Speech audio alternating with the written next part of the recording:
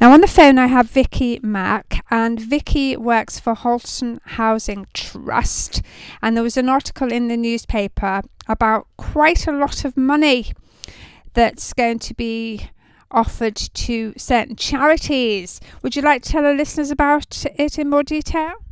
Certainly, yes, thank you. Every year Holton Housing Trust recruits a nominated charity. And this year in particular, it's our own 10th anniversary.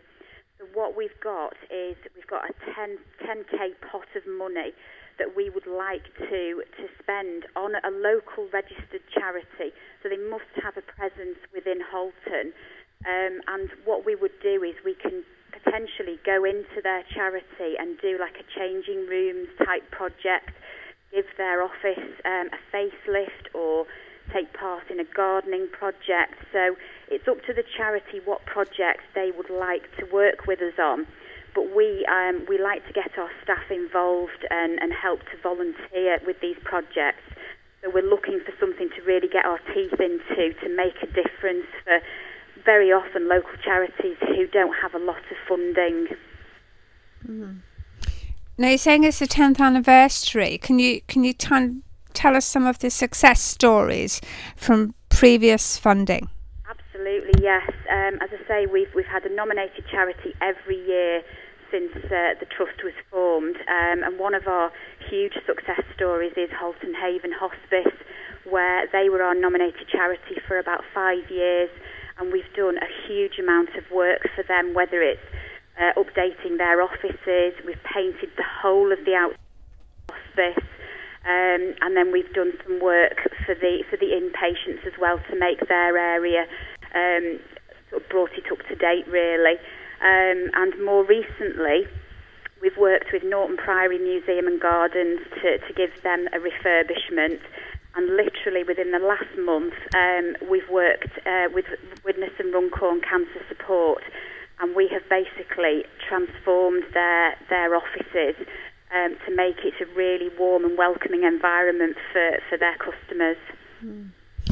In a way, really, the Housing Trust is giving back to the local area, and certainly I know from interviewing different people that the voluntary sector in Holton is just amazing. Yes, it is.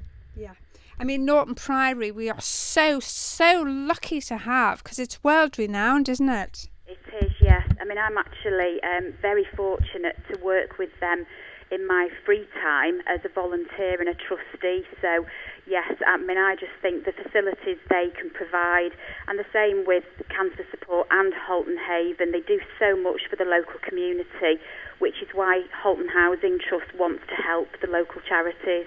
Mm-hmm. What does your job actually involve? Because people are always really interested in people I interview. What makes them do the work they're doing? Well, I'm actually PA to the Chief Executive, so I've been in that role for 10 years now, and one of my targets every year is to work with our charities. So it's part of my job that I absolutely love, because it gets me out and about and working on projects. So it's not your run-of-the-mill PA job. I can actually work and feel that I'm making a difference for our local charities. Mm. I'm sure as soon as 1 year is over with the trust funding, then you're almost immediately planning for the next one. Absolutely, but what I would say is that with every charity that we've worked with, we've got a lasting relationship with them. So, you know, we'll do the work for them, but then we'll support them. You know, if they want anything advertising, or perhaps they've got like a blocked drain, we'll quite happily send somebody out to do the work. And you know, we don't charge them, because we like to keep the relationships strong and alive, even though they're not our nominated charity anymore. Now, people will need a phone or an email address to actually contact you. Absolutely, yes. Probably the easiest way and the best way is to have a conversation on the telephone. So I can be contacted on 0151 510 5106, and my email address is also on the article in the newspaper, on our website, and on Twitter.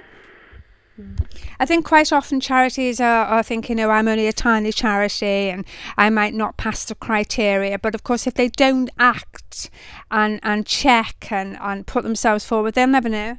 Absolutely, and that's why I say a quick chat on the telephone.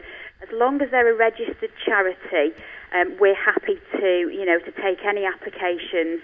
Obviously, the criteria this year is that we want to do a project, a physical project, but we'll also do some fundraising as well and work with the charity so that they can perhaps give something to us, whether it's awareness sessions, if it's a cancer-related charity.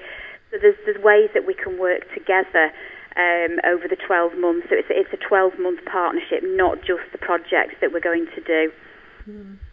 Is there anything else you particularly want to mention, or anyone individual, before we finish? What I would like to mention is, as you were saying, a lot of charities are very small and they don't have the funding and probably a small amount of staff. So what I would say is don't be frightened to apply.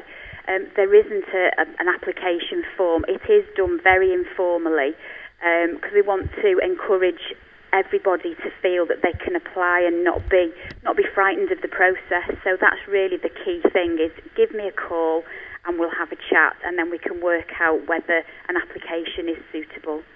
Yeah, I think quite often people think they're a bit daunted by filling forms in, so obviously you would help them through that. Well, there aren't any forms. Oh, wonderful. Yeah, what we would ask, we make it so straightforward for people. Basically, they would pull together an email or a Word document just to outline a bit about their charity, what they do, what the project is that they would like to work with us on, and then submit that to us, and then we will do like a sift of applications, and then we will meet with our construction services team to see which ones would be feasible before we actually make a final decision. So we will look at it quite thoroughly from our end. You'll have to let me know, and the listeners know, actually, the outcome. Oh, absolutely, yes, because we will. I mean, we're very active on Twitter and on Facebook, so it'll also be on there, all the information about the successful charity. And the deadline for submission is Friday the 1st of May? Yeah. That's easy to remember? It certainly is, yes. Yeah. You take care. Thank you very much for the time. Yeah, bye.